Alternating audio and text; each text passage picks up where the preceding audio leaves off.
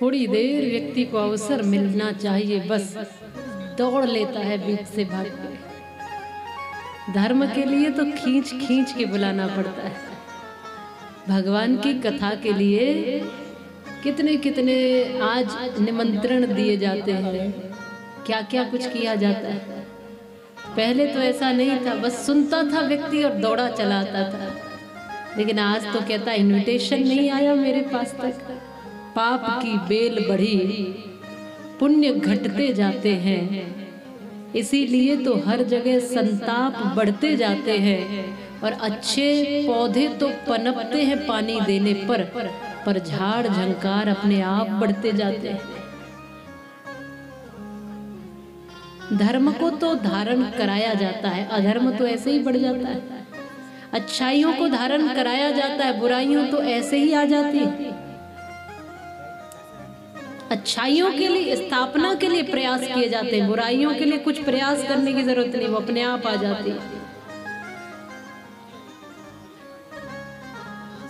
श्री कृष्ण के शरणागत हुए हैं अर्जुन, और भगवान सारथी बनकर के रथ को हाँक रहे हैं और पूछ रहे हैं कहाँ ले जाना है। अर्जुन कहते हैं जहां ले चलना है प्रभु चलिए। अब भगवान के हाथ में आप बागडोर थमा दोगे और फिर सोचोगे कि अब कोई परीक्षा नहीं ले भगवान, तो ऐसा नहीं है, परीक्षा तो लेगा। भगवान ने बीच कुरुक्षेत्र के मैदान में ले जाकर के रथ को रोका। सामने जहां सारे भीष्म पितामह, द्रोणाचार्य, कृपाचार्य और भी बंधु बांधव सब खड़े थे, भगवान ने कहा अर्जुन ध्यान से देखो, इन सब से ही युद्ध करना है तुम्हें।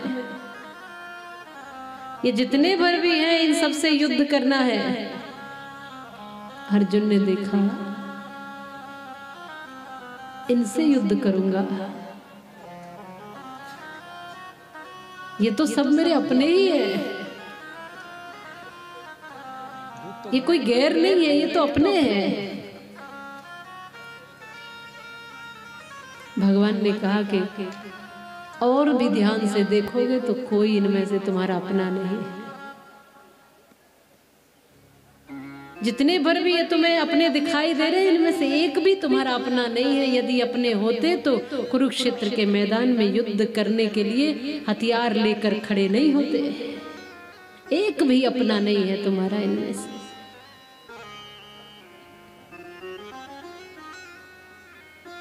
आज अर्जुन को सच में प्रभु दृष्टि दे रहे हैं कि देखो अपना कौन है, अपने वो नहीं है।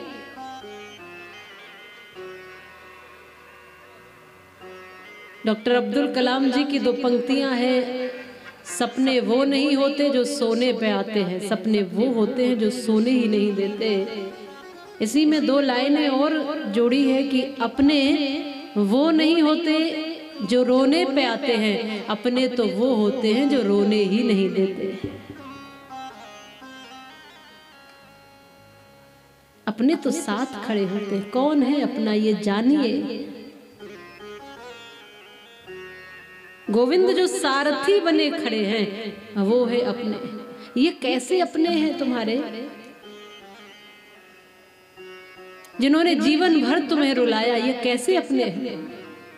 भीम को विष दिया, लाख का भवन बना के मारने का प्रयास किया सभी पांडवों को।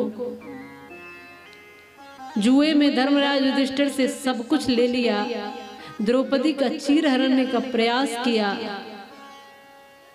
युद्ध भूमि में आकर खड़े हो गए तुम्हें मारने के लिए, और तुम अब भी कहते हो ये तुम्हारे अपने हैं।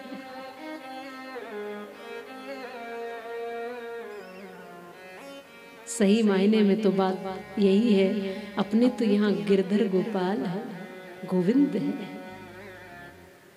साथ खड़े हुए हैं। कई बार जिनको हम अपना समझते हैं वही भरोसे को तोड़ते हैं।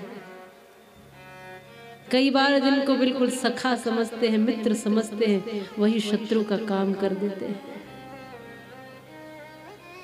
इस मतलब की दुनिया में कौन किसका होता है, धोखा वही देता है जिस पर भरोसा होता है। दिल के फफोले जल रहे दिल ही की आग से, और घर में ही आग लग गई घर के चिराग से। भगवान यहाँ एक दृष्टि दे रहे हैं, आंखें खोल कर देखो अर्जुन, इनमें से एक भी तुम्हारा अपना नहीं है। अपने होते तो लड़ने को तैयार नहीं होते, अपने युद्ध भूमि में नहीं मिलते। अरे अपने तो घर में परिवार में गले मिलते हैं, एक दूसरे से गला काटने के लिए हथियार नहीं रखते अपने। ये तुम्हें मारने के लिए आए हैं, तुम्हें युद्ध इसलिए करना पड़ेगा क्योंकि ये सब अधर्म के साथ है और तुम धर्म के साथ खड़े हो। इसलिए अब ये अपने और पराये का युद्ध नहीं है, ये धर्म और अधर्म का युद्ध है। यदि तुम युद्ध करते हो और जीतते हो तो धर्म जीतेगा, यदि तुम युद्ध नहीं करते और हारते हो तो धर्म हारेगा। क्या धर्म को हारने देंगे प्रभु?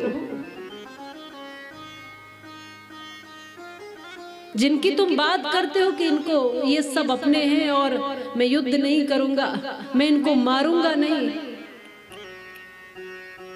कंठ रुध गया है अर्जुन का, गला सूख गया है, पैर कांप रहे, हाथ लड़खड़ा रहे, गांडीव छूट गया है। प्रभु विजय नहीं चाहिए, यश नहीं चाहिए, कीर्ति नहीं चाहिए, कुछ नहीं चाहिए। मैं इन अपनों से युद्ध नहीं कर सकता।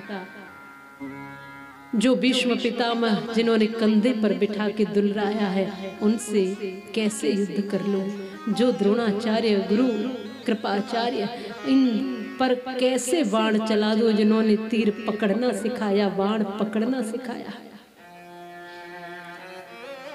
कैसे मारूं मैं अपने इन्हीं हाथों से इन्हीं अपनों को? भगवान कहते हैं अर्जुन, तू मारने वाला होता भी कौन है? जन्म और मृत्यु तेरे हाथ में नहीं है।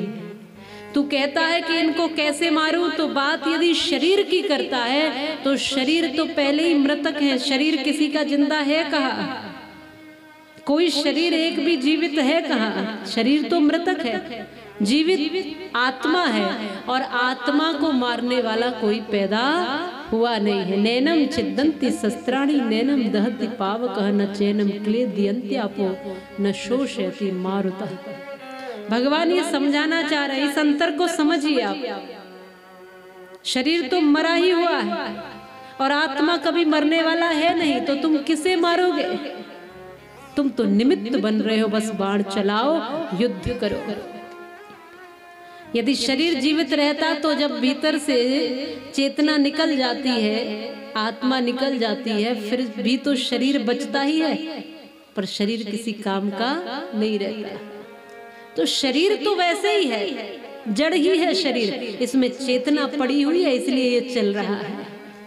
और वो चेतना कभी समाप्त होती नहीं है, वो जीवात्मा कभी मरता नहीं है। इसलिए मारने वाले, बचाने वाले, जन्म देने वाले तुम नहीं हो, वो सब मुझ पर छोड़ दो और युद्ध करो। और भगवान ने यहाँ गीता का उपदेश दिया है कुरुक्षेत्र के मैदान में, और साथ में ही विराट स्वरूप का दर्शन दिया है प्रभु ने।